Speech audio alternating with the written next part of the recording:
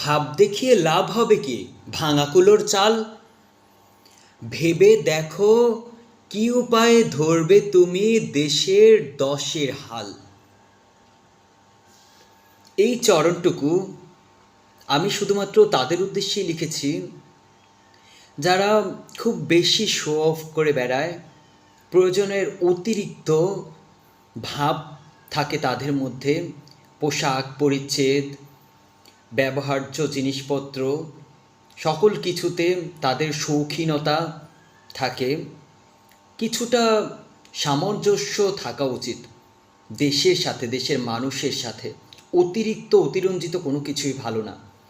আমাদের দেশটা এমন একটা দেশ, এখানে মানুষ রাস্তায় ঠিকঠাক মতো খেতে পারে না, অসহায় জীবনযাপন করছে, মানবতর জীবনযাপন করছে। এখানে ছিন্নমূল মানুষের সংখ্যা শতাধিক, অগণিত। শতাধিক বললে কম হয়ে যাবে, অগণিত। এই দেশে এইরূপ আচরণ চলে না। তাই আমি বলেছিলাম যে ভাঙা কুলোর চাল। আমরা হচ্ছে ভাঙা কুলোর চাল। আমাদের এত শো অফ চলে না। আমাদেরকে অবশ্যই আমাদের দেশের 10টা মানুষের কথা ভেবে তারপর চলতে হবে।